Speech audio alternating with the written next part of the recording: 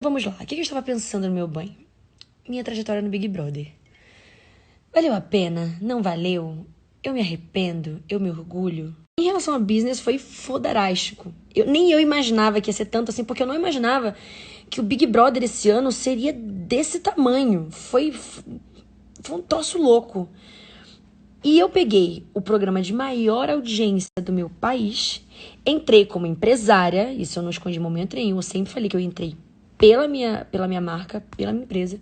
Então todo mundo que me conheceu ali, conheceu a minha marca. Quer dizer, agora imagina isso, para um empresário.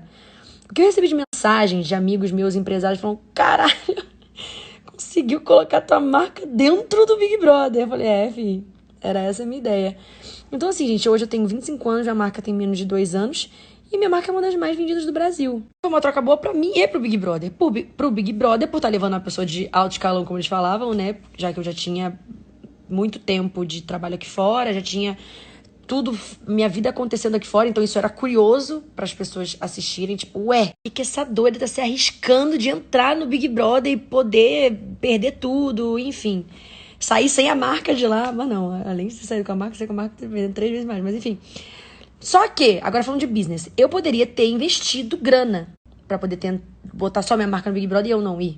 Só que eu pensei, se me convidaram, e se eu posso ir fazendo uma estratégia de divulgar a minha marca linkando com o meu Instagram aqui fora, porque aqui no meu Instagram aqui fora eu poderia postar tudo da minha marca. Linkando com a minha imagem que tá lá dentro e entrando como empresária, ué, é como se eu estivesse pagando pra minha marca que tá dentro do Big Brother. O pagamento era eu, no caso. Só que aí, eu vi muita gente falando quando eu saí, nossa, mas ela ela trocou a vida dela por dinheiro, ela trocou a vida dela por business. É muito pelo contrário, gente. Minha empresa é minha filosofia de vida. A minha empresa é meu império. A minha família inteira hoje trabalha no Boca Rosa.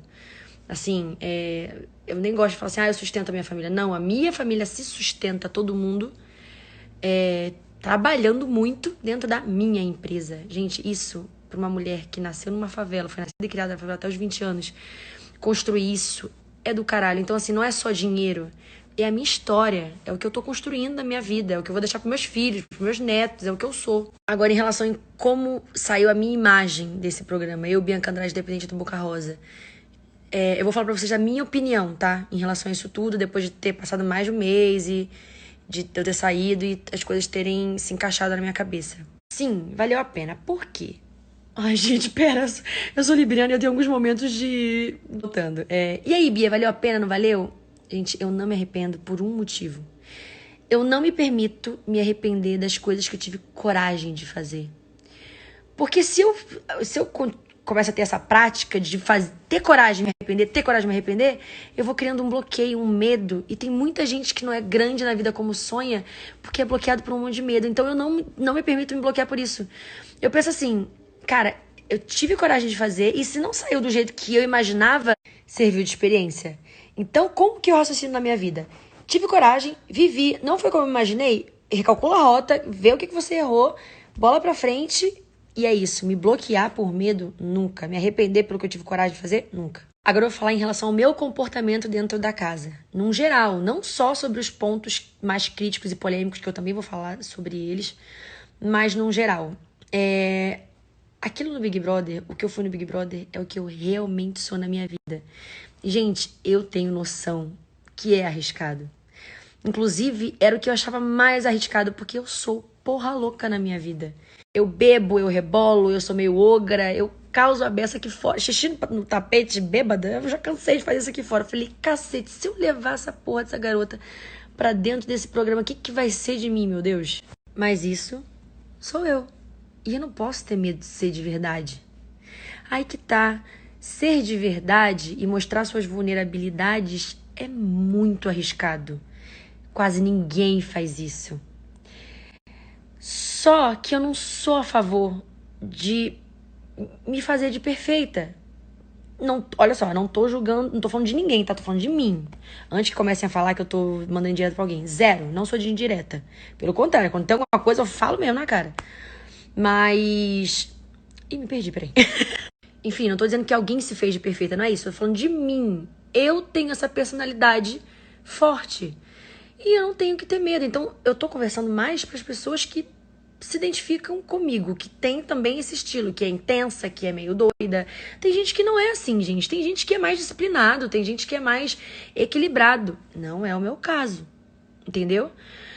E só que ser uma pessoa como eu e assumir isso me expõe demais. E quando eu boto um erro meu, quando eu aceito ser o que eu sou e um erro meu aparece, ó, é por isso que muita gente não tem coragem, porque dói.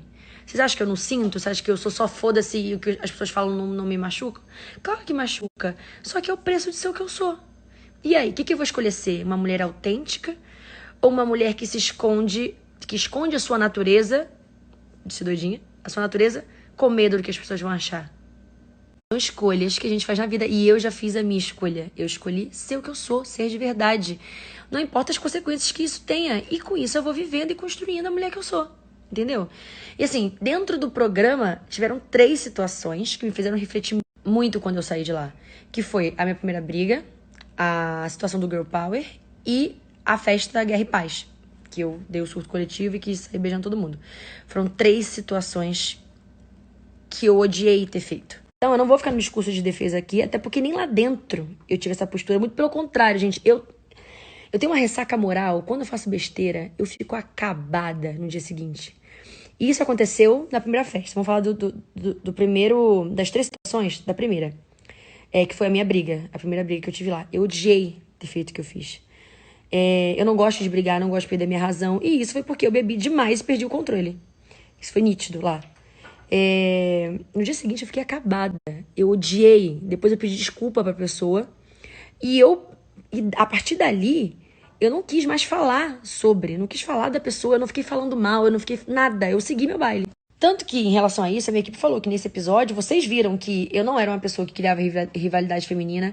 Eu poderia muito bem ter aproveitado a situação pra falar da pessoa e eu não falava. Eu fiquei na minha. Eu resolvi com o que eu tinha que resolver e ponto. Eu não ficava, criando ou falando mal da pessoa. Enxergaram isso em mim. O grande problema, aliás, o problema começou no Girl Power. Naquela fala que eu dei em relação à briga dos meninos com as meninas. Ali, gente, foi uma fala muito infeliz minha, porque gerou várias interpretações. Quem me conhece me defendeu e entendeu o que eu falei. Eu não tava falando do movimento, que também é meu, que é um movimento feito pra mim, que sou mulher.